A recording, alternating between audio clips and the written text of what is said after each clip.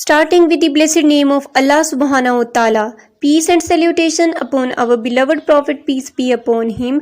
Assalamu alaikum. I am your English teacher, Miss Rabia here. Today we will do the exercise of Unit 9, Patriotism of English Class 5. Let's begin Part A, Oral Communication on page 87. Oral communication में हम sound से related पढ़ते हैं और आज हम ED की sounds पढ़ेंगे। जो लेटर ईडी हैं इनकी कौन कौन सी साउंड्स जो हैं वो प्रोड्यूस होती हैं और उसकी क्या कंडीशंस हैं आज हम इसमें पढ़ेंगे पार्ट ए में। रीड मी की ब्लॉक को आप ज़रा रीड करें। The ED sound is pronounced ट।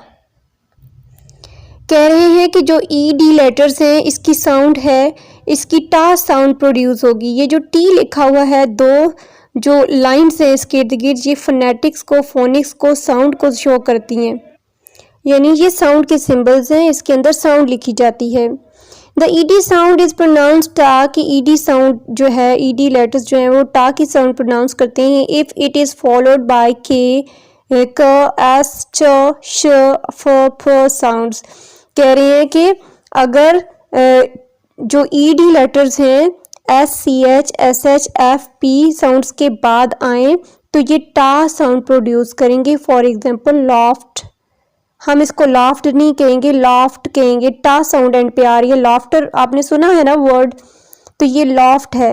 लॉफ्ट देखें एंड पे टा साउंड प्रोड्यूस होगी। लेटर्स क्या है ईडी, लेकिन साउंड कौन सी होगी ट, क्योंकि देखिए उसके पीछे कौन सा लेटर आ रहा है H. Next is the ED sound is pronounced ड if it is followed by ब, ग, ल, ज, ल, न, अ, व, ज साउंड। ठीक है, साउंड्स को हम पढ़ रहे हैं तो हम कोशिश करेंगे कि साउंड्स ही पढ़ें, ठीक है, लेटर्स को ना ही डिस्कस करें। अब जो सेकेंड बात उन्होंने बताई लेटर ईडी के बारे में, ठीक है, कि ईडी की डा साउंड प्रोड्यूस होगी अगर ये बी, ब, ज, ल, न, अ, व, जा साउंड को फॉलो कर रहा है, इन साउंड के बाद आ रहा है। फॉर एग्जाम्पल देख लें, एग्जाम्पल में है रगेड, इसको हम रगेड बोलेंगे, RUGGED, रगेड। देखिए जा साउंड को फॉलो कर रहे हैं ना ईडी लेटर्स जा साउंड के बाद आ रहे हैं तो ये डा साउंड प्रोड्यूस कर रहे हैं। थर्ड हमारे पास है इसका rule, the ED sound is pronounced इड। ठीक है, जो सेशंस के अंदर लिखी हुई है इसको साउंड बोलते हैं id sound if it is followed by a ट और डा साउंड। इसका मतलब ये है कि जो लेटर्स हैं हमारे पास ईडी वो इड साउंड प्रोनाउंस करेंगे, प्रोड्यूस करेंगे अगर ये टी और डी को फॉलो कर रहे हैं, यानी टी और डी के बाद आ रहे हैं। फॉर एग्जांपल देख लें विजिटेड, ईडी टी को फॉलो कर रहे हैं, ठीक है ना, तो ये कौन सी साउंड प्रोड्यूस करेंगे end.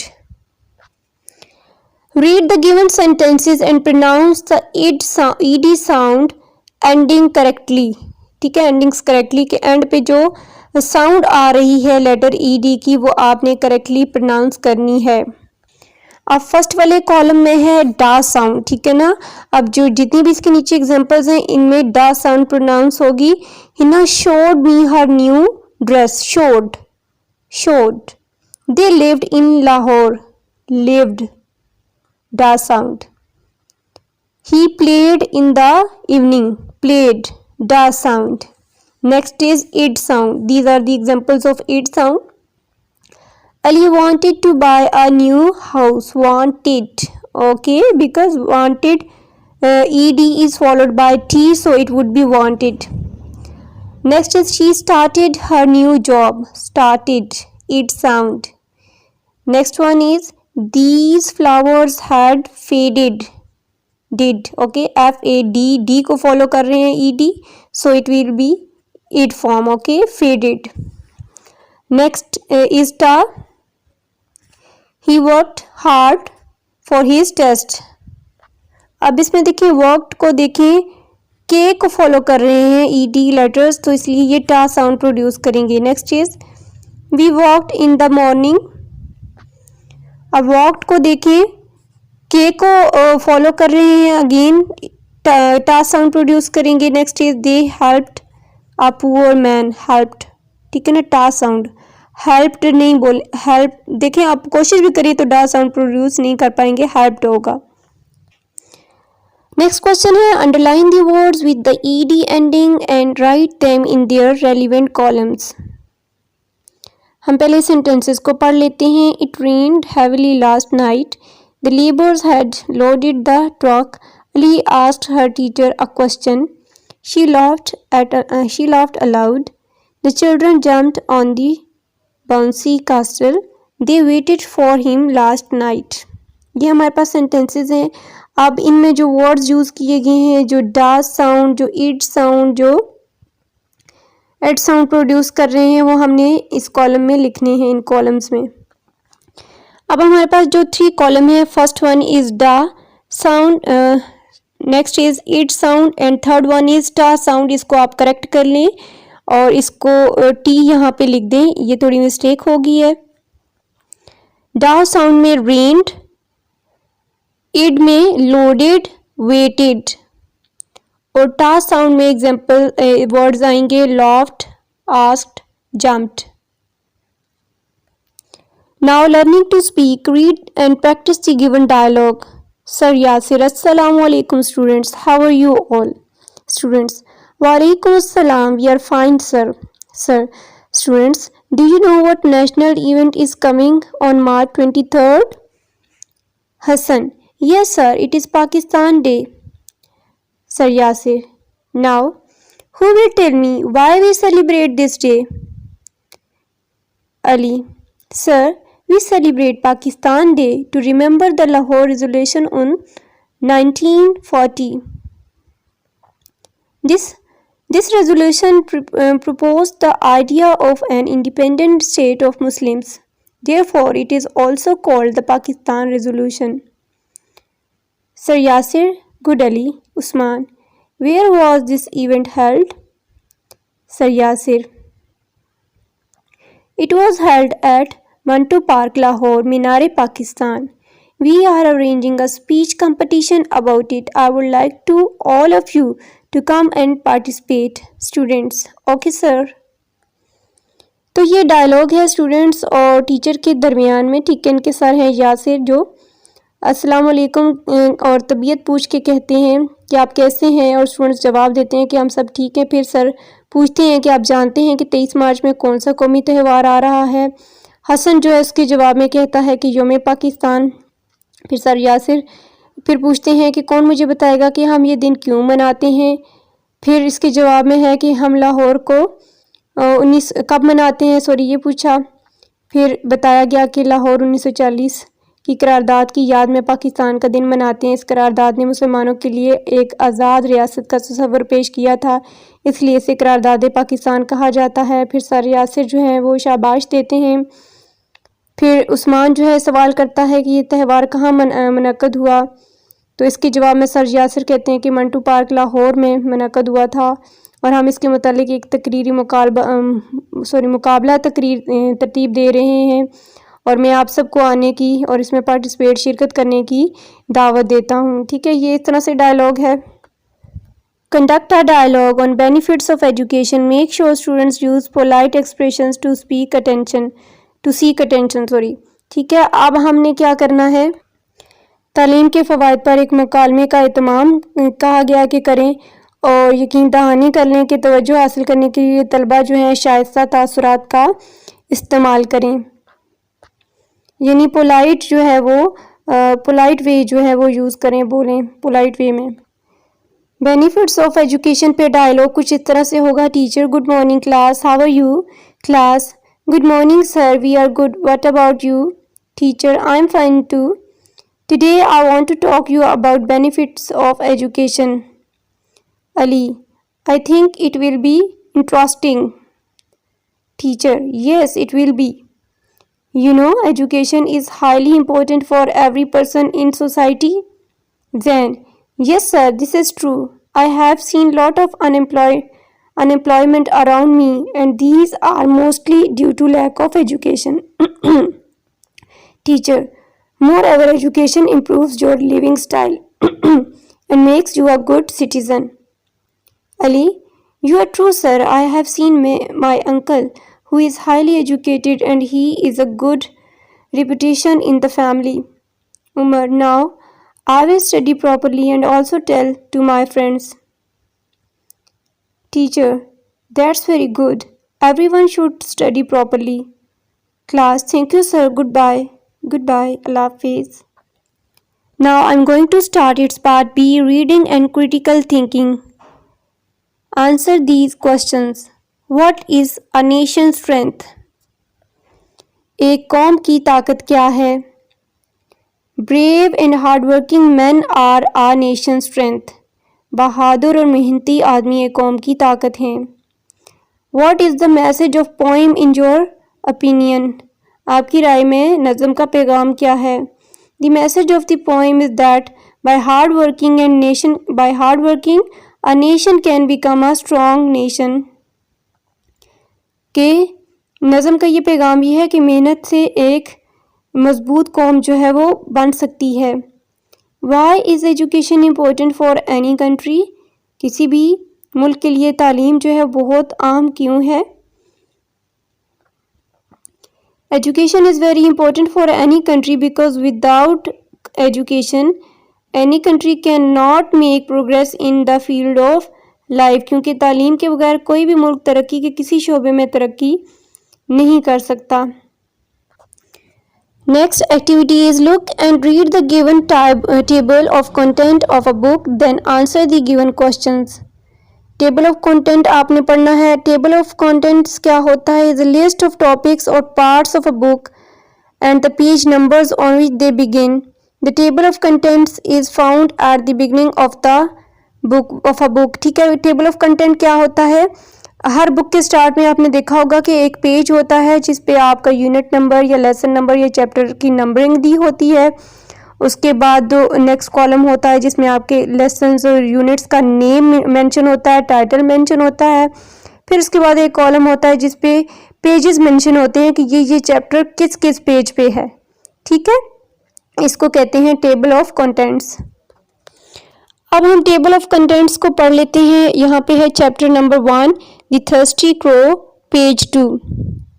Chapter 2 the naughty kid, page 6. Chapter 3 Love for the Country is on page 9. Chapter 4 The Crane and the Fox is on page 12. Chapter 5 The Red Fat Hen is on page 15.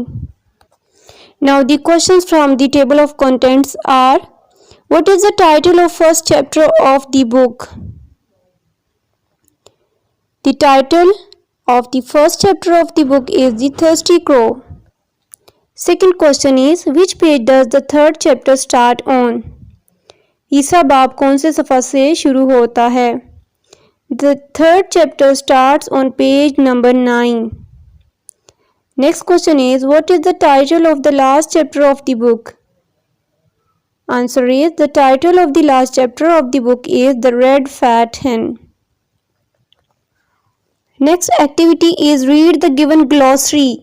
Let's see what is a glossary. A glossary at the end of a book or chapter includes words within that book that are either newly introduced or uncommon. ठीक है, glossary क्या है? हर chapter के and पे आपको एक glossary की heading होती है और उसके नीचे वो वर्ड्स दिए गए होते हैं जो या तो आपके लिए न्यू होते हैं, आप उस टाइम पे न्यूली वो वर्ड्स होते हैं आपके लिए, पहले आपने नहीं पढ़े होते, या फिर अनकॉमन होते हैं या डिफ़िकल्ट होते हैं. ठीक है, अब हम इस गिवन ग्लॉसरी को पढ़ते हैं. A, ability, a special skill और टैलेंट, काबिलियत इसका मतलब है. Next is altitude, the height above the earth surface और सी लेवल.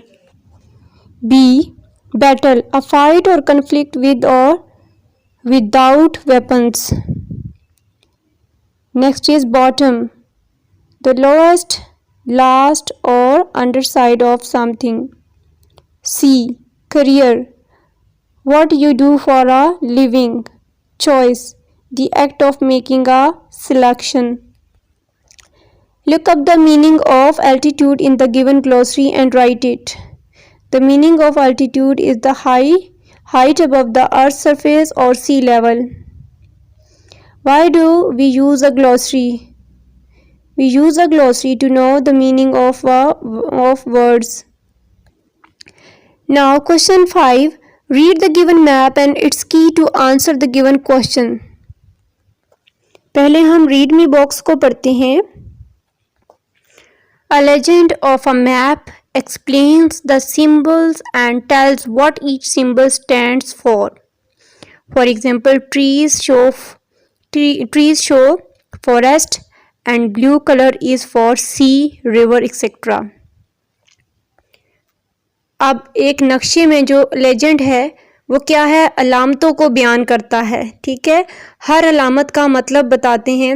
मिसाल के तौर पर दरख्त जो है वो जंगलात को शो कर रहा होता है और नीला रंग जो है वो समुंदर और दरिया वगैरह को जाहिर कर रहा होता है. फिर कॉर्डिनल डायरेक्शंस क्या है, are the 4 main points of a compass, north, south, east and west, which are also represented by the first letter N, S, E and W. ठीक है, कॉर्डिनल समत जो है एक कुतुब नुमा की बुनियादी 4 नुकात हैं, जैसे मशरक, मगरब, शुमाल, जनूब, जिनको उनके पहले हर्फ E, S, N, W से जाहिर किया जाता है. ओके, लेजेंड क्या है, सिंबल्स हैं जो उसके अंदर जो चीज़ें मौजूद होती हैं वो शो करते हैं और डायरेक्शंस जो हैं वो कॉर्डिनल डायरेक्शंस शो करते हैं. आप a map of a hill station को हम देख लेते हैं. Map of a hill station क्या है, टाइटल है. सिंबल देखिए इसके अंदर कौन कौन से हैं, ट्रीज सिंबल हैं. जहाँ जहाँ ये ट्रीज़ हैं इसका मतलब है कि ये सारे यहाँ पे फॉरेस्ट है. ठीक है, फिर डायरेक्शन देखें, डायरेक्शन में ये देखें N, E, S, W यानी कि नॉर्थ, ईस्ट, साउथ और वेस्ट, ये डायरेक्शंस हैं, समते हैं कि ये मशरक़ की तरफ है, शुमाल की तरफ क्या है, जनूब की तरफ क्या है. ठीक है, इस हिल स्टेशन के देखें नॉर्थ में क्या है, वेस्ट में क्या है, ये शो करते हैं. हमारे पास अब क्वेश्चन 6 है. Look at the compass and answer the given questions. Compass को देखें और क्वेश्चन के आंसर दें. Write the direction of the mountains from the forest. जंगल से पहाड़ों की समत लिखें. तो आंसर क्या होगा, वेस्ट. ठीक है, देखें यही समत बन रही है. Write the direction of the river from the forest. जंगल से दरिया की समत लिखें, north. Write the direction of the rail road from the river. ये देखिए ऊपर आपको मैप की में road, forest, rail road, bridge, mountains, river के ये सारे सिंबल्स दिए गए हैं. ठीक है, और इसका आंसर क्या है, north. Read the lesson again and fill in the blanks with the correct option. सबको दोबारा पढ़ें और खाली जगह दुरुस्त जवाब के इंतखाब से पूर करें. Dash cannot make people great and strong. Money, gold, diamonds, silver. Correct option is gold. Dash men work while others sleep. Dull, coward, brave, weak. Correct option is brave. The men who dare while other dash. Cook, smile, fly, cry. Correct option is fly.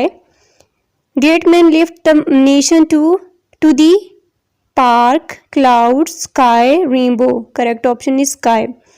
Only dash can make a nation strong. Mountains, animals, men, hills. Correct option is men. Now an analytical reading. Read the biography of Quaid-e-Azam and list down his 5 qualities in your notebook. Quaid-e-Azam की ज़िंदगी के बारे में लिखें. Biography क्या होती है, किसी के हालात ज़िंदगी लिखना. ठीक है, कायद-ए-आज़म के हालात ज़िंदगी लिखने हैं और 5 खूबियाँ भी जो हैं उनकी लिखनी है. तो आंसर ऐसे होगा, Quaid-e-Azam was a hard working man, he was an honest man, he was steadfast man, he was loyal man, he had love for humanity. Steadfast का मतलब है साबित कदम यानी मुस्तकिल मिजाज, और लॉयल का मतलब है वफादार, और ह्यूमैनिटी का मतलब है इंसानियत। ठीक है, let's begin its part C language focus on page 91। Read the given words with their meanings.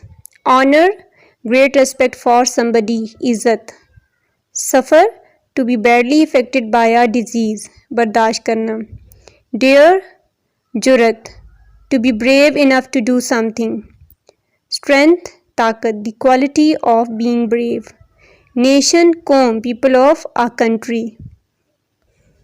Now writing a poem on page 92. Write a poem on the topic my country with the help of the given rhyming words. Rhyming words क्या है? Land, stand, dream, stream, day, way. अब इन words rhyming words को use करते हुए हमने my country पर poem लिखनी है। My country पे poem इस तरह से होगी। Who knew that the day of 14th of August will tell the worlds in a way that both east and west would come to know that their star, a country named Pakistan, a lovely place with scared land, and a home for a Musliman, a kai's effort, a poet's dream, and a struggle of human flood, a new beginning beyond a stream, filled with the Muslim blood.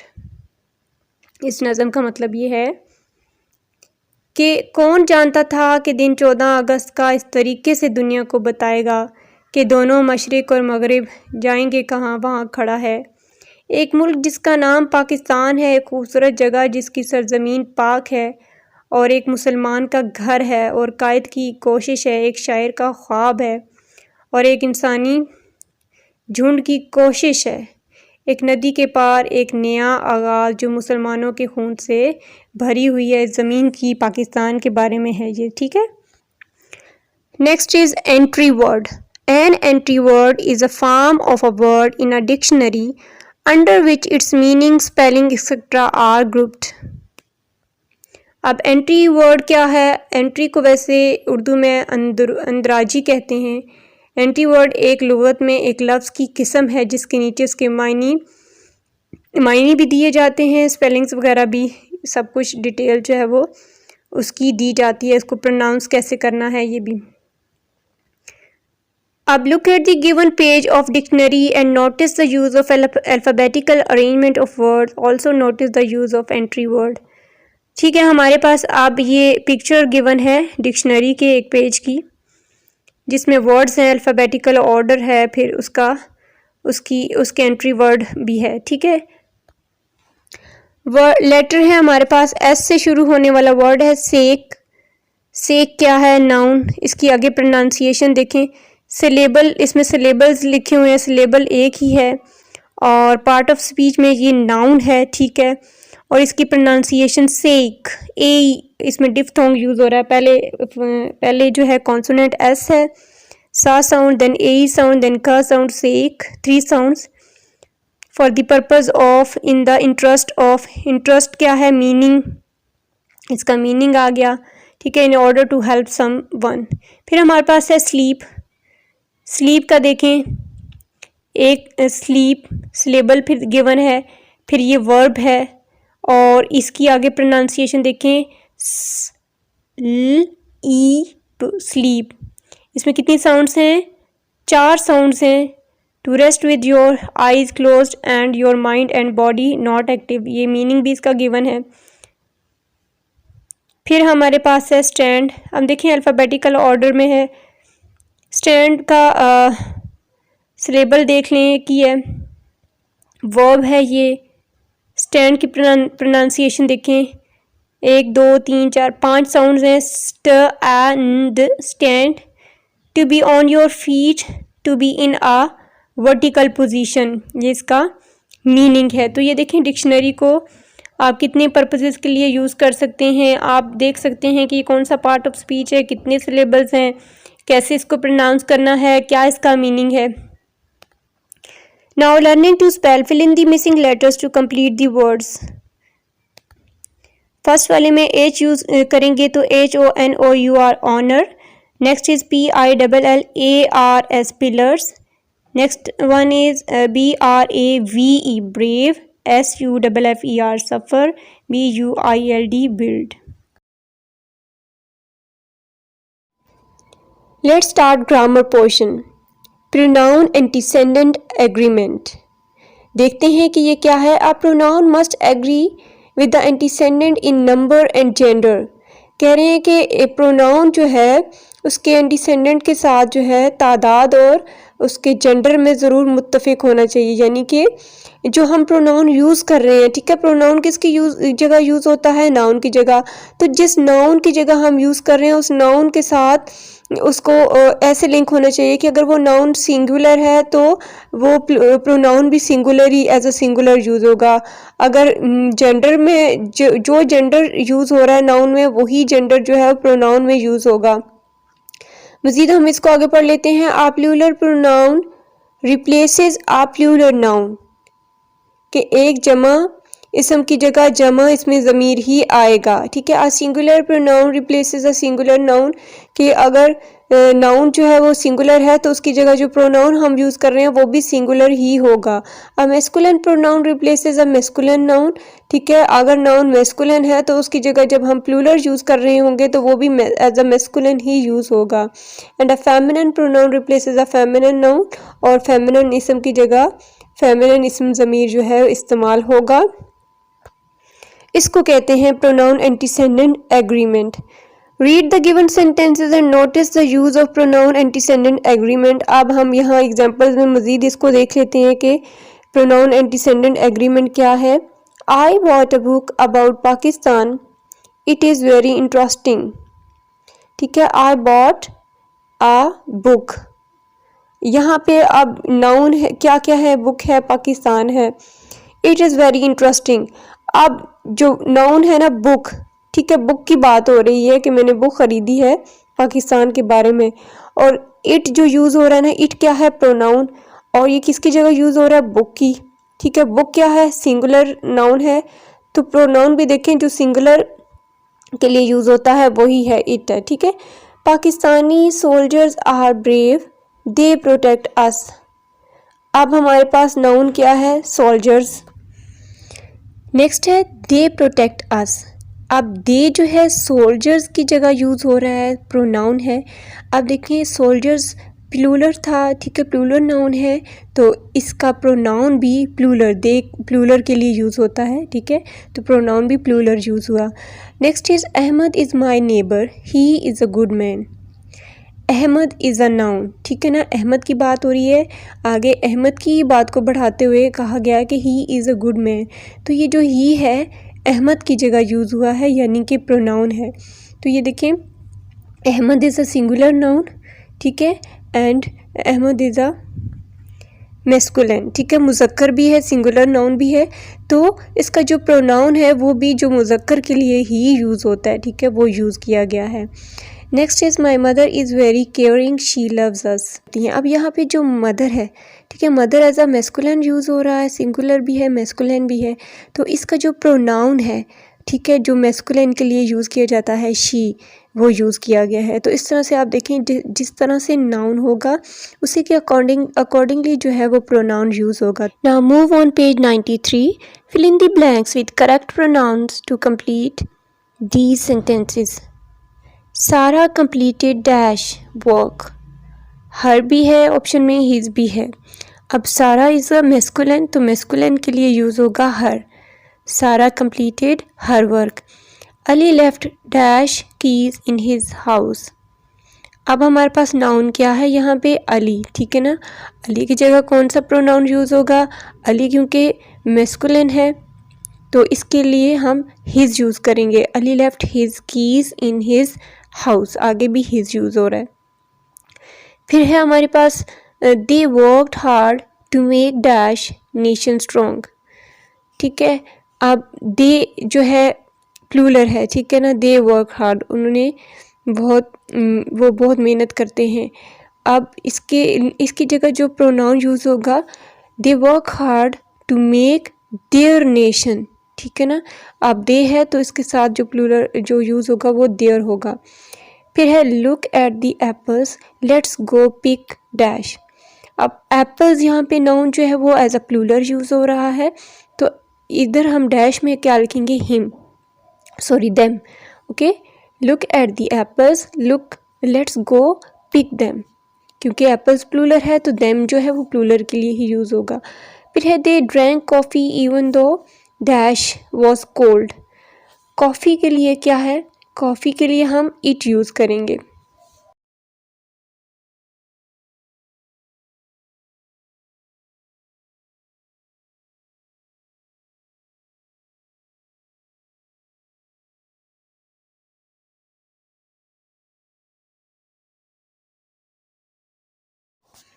अब next हमारे पास activity है be, do and have as helping verbs negative form.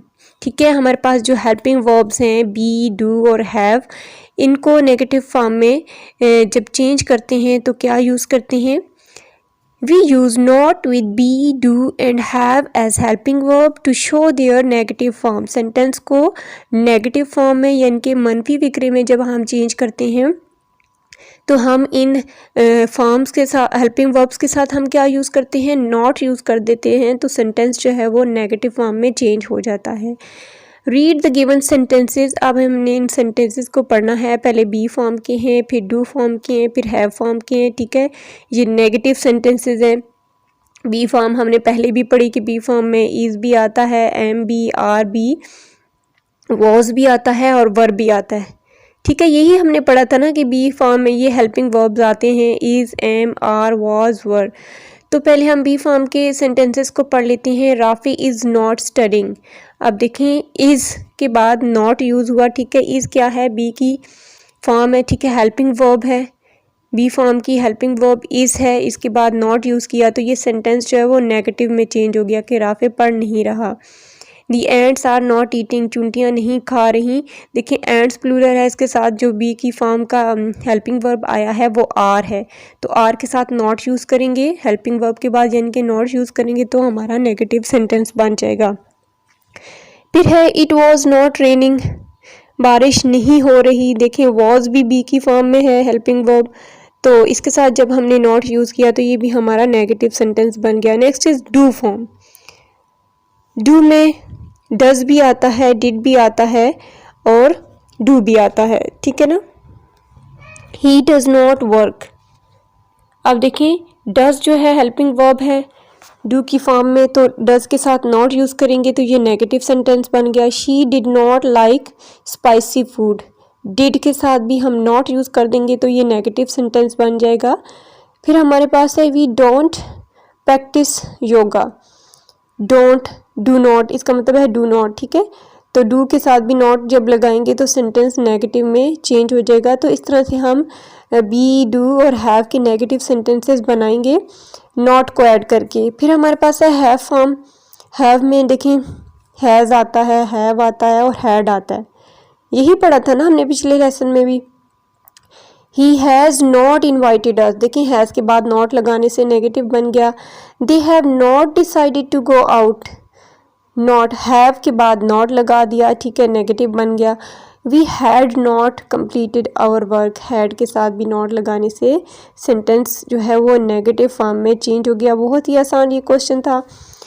अब हमारे पास है use of can, can not, may and may not, these are modal verbs. Okay, read the given sentences and notice the use of can and cannot. okay, हम read me box को पढ़ते हैं। modal verbs add to the meanings of main verbs. modal verbs होते हैं, ठीक है, ये can, may, modal verbs इनको कहते हैं। ये क्या होते हैं, modal verbs जो हैं वो main verb के meaning में इजाफा करते हैं। ठीक है, they are used to express ability, possibility, ask permission, express doubt and prohibition.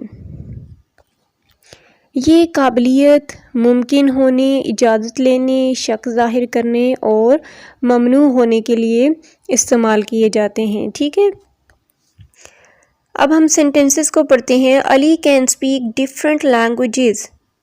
ठीक है, अब ये जो कैन है, can speak different languages, to show the ability to do something, यहाँ पे जो कैन है किसी की एबिलिटी को जाहिर कर रहा है कि ये कर सकता है, लैंग्वेजेस जो है डिफरेंट बोल सकता है। Next is can we go home now, तो यहाँ पे कैन स्टार्ट में आ गया है। मॉडल वर्ब जो है वो जब स्टार्ट में आ जाए तो वो क्वेश्चन वो सवालिया जुमला जो है वो बन जाता है, इंट्रोगेटिव जो है सेंटेंस हो जाता है। अब यहाँ पे जो है टू आस्क परमिशन, ठीक है, परमिशन यहाँ पे लेने के लिए कैन यूज़ हो रहा है। ये देखते जाएं आप किस तरह से कैन कहाँ कहाँ पे यूज़ होता है। This news can't be true to show that something is impossible, ठीक है ना, कांट बी ट्रू कि ये सही नहीं हो सकती, इट्स मीन कि ये इम्पॉसिबिलिटी को जो है वो शो कर रहा है। Read the given sentences and notice the use of May and may not. अब हमने इसमें मे और मे नॉट, पहले हमने कैन और कैन नॉट का यूज़ देखा। अब इन सेंटेंसेस को देखते हैं कि इनमें मे और मे नॉट का यूज़ के किस तरह से होता है, क्या यूज़ है। ही मे जॉइन पाकिस्तान आर्मी, ठीक है, तो मे यहाँ पे जो है पॉसिबिलिटी को शो कर रहा है। मे आई कम इन सर, ये किस लिए यूज़ हो रहा है, देखिए स्टार्ट में आ गया तो ये परमिशन के लिए यूज़ हो रहा है। There may not be any people there, ठीक है, तो ये एक्सप्रेस डाउट कि यहाँ पे शक को जाहिर किया जा रहा है कि शायद यहाँ पे ज़्यादा लोग ना हों। To may not borrow the car until you learn driving, you may not borrow the car until you learn driving, तो यहाँ पे जो मे यूज़ हो रहा है टू एक्सप्रेस प्रोहिबिशन, ठीक है ना, कि यहाँ पे ममनू के मानों में जो है ये मे यूज़ हो रहा है। क्वेश्चन हमारे पास है 6, write 2 sentences with can, can not, may और मे नॉट ईच। हर एक पे, ठीक है, आपने 2-2 सेंटेंसेस लिखने हैं। First is can, he can swim in the pool. Number 2, can I ask a question sir. Now can not, she cannot go to school because she is ill. Number 2, I cannot solve this riddle.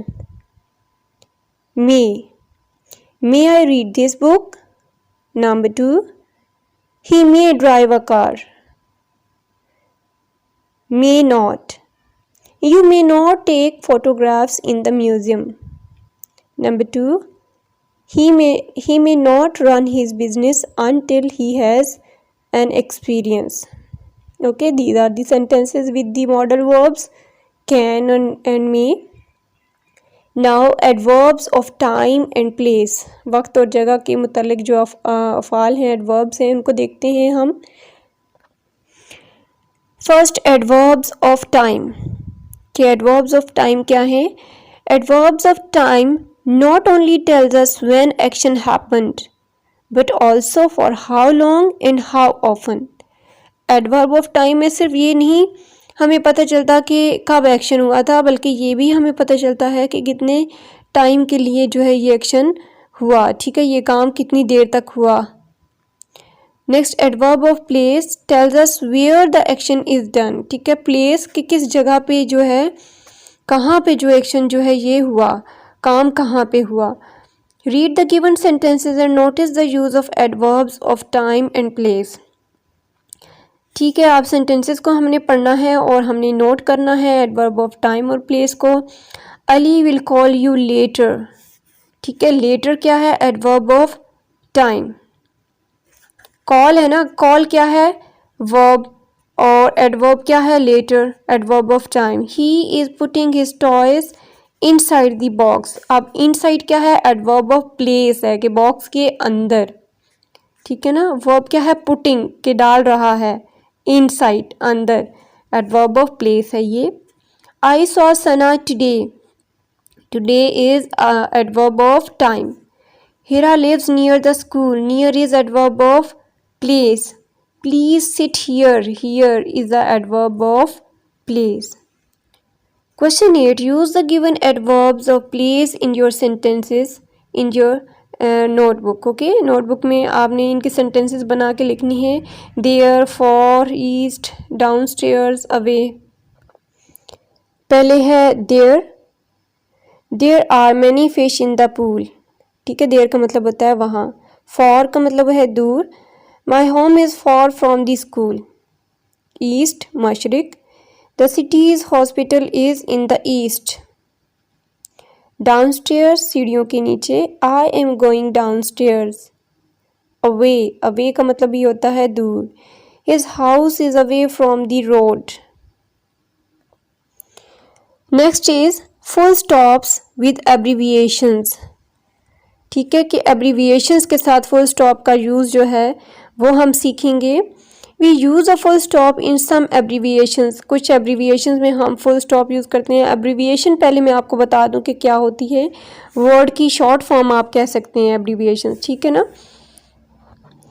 जैसे अगर आपके school का नाम है फौजी foundation school, तो आप इसकी एब्रीविएशन क्या आप लिखेंगे, FFS, ठीक है, तो ये FFS क्या है, एब्रीविएशन है, शॉर्ट फॉर्म है।